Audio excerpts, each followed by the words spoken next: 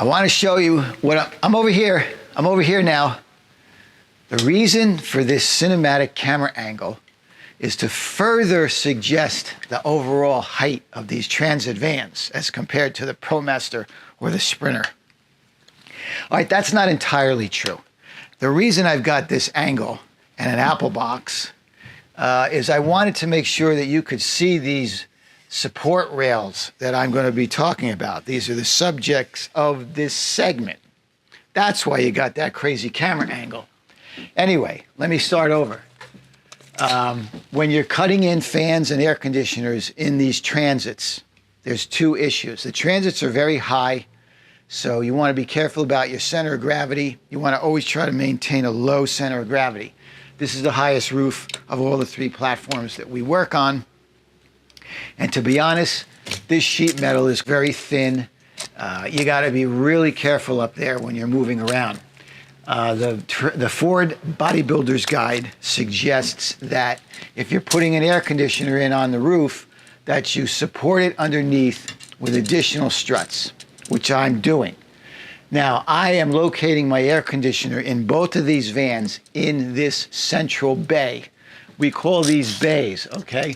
Bay 1, Bay 2, Bay 3, Bay 4, Bay 5, Bay 6. This, of course, is the largest bay. The distance between my ceiling struts is 3 feet as opposed to 2 feet. And back there, it's about 16 inches for the other fan. So with this kind of a span between roof supports, I'm talking about these guys. This is a roof support. This is a roof support. That's where all the weight is transferred from the roof. So what I did is I'm using existing holes that are in these supports, and I put in my plus nuts right down the line. Now, typically, to support this air conditioner, you would put your support, your inner support, from strut to strut. It's rather heavy, and I decided to take it a step further, of course. So what I'm doing is I have a single 3/16 aluminum angle iron going from this strut.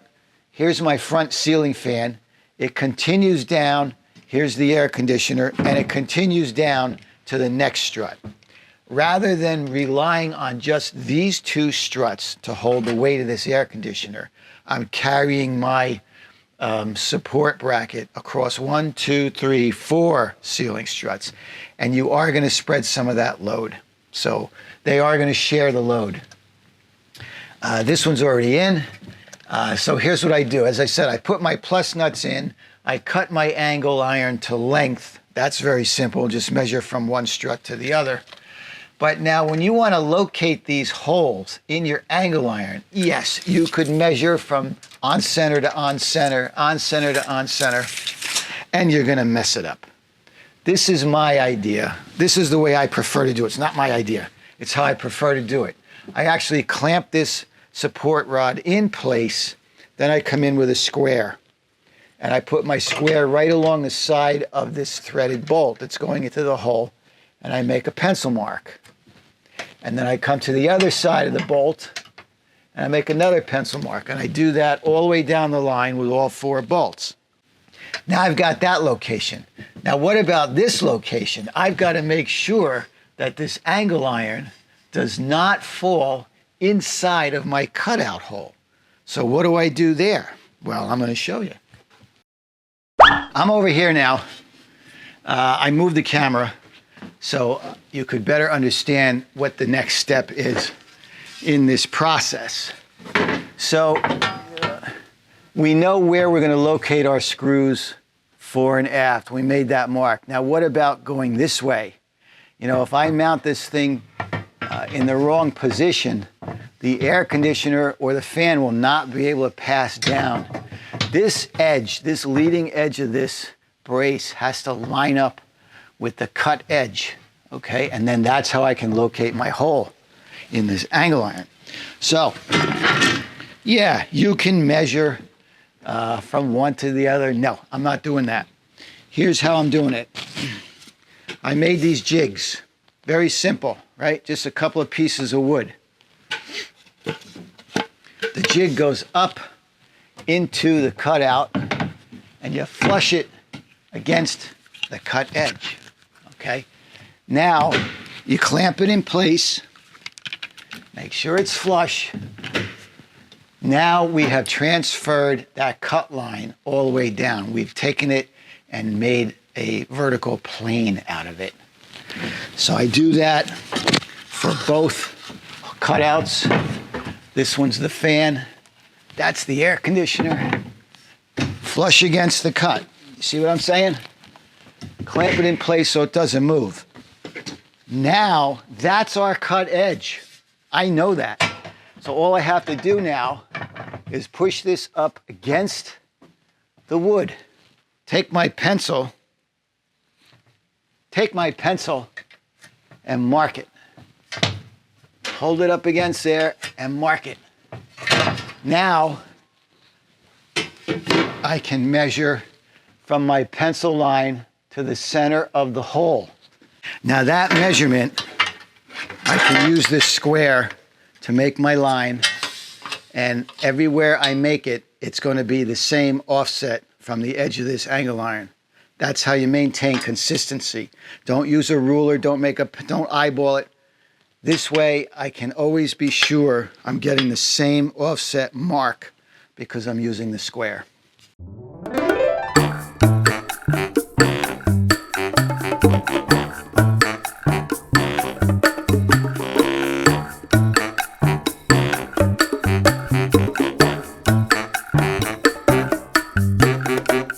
So I've got both of these rails mounted now, and I did not torque down on these bolts because I know I'm definitely going to be removing them, if only one at a time, to put a washer and Loctite on.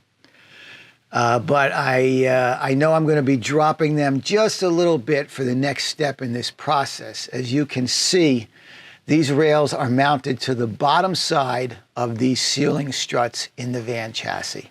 Okay, what that means is there's a gap of about 1.5 inches to the underside of the van roof. See that gap right there? I got my camera up through the fan hole.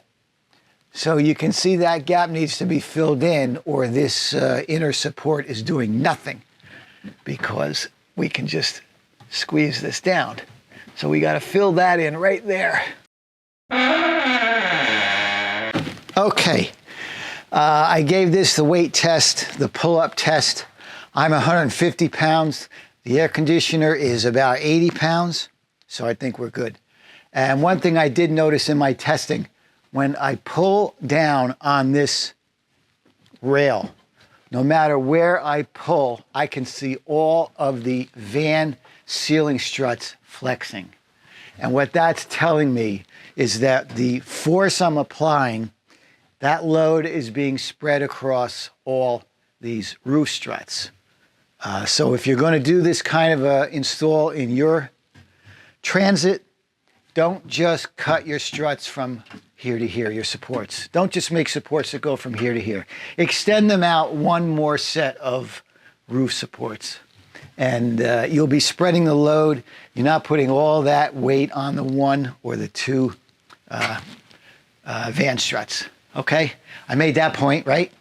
So now the next step, as I said, we've got a gap in here, and it's just a little bit more than 1.5 inches. Now in the air conditioner bay, I cut up some of my 2x2 pine, which I use for my cardboard walkthroughs. So this stuff gets repurposed if I have to take it apart.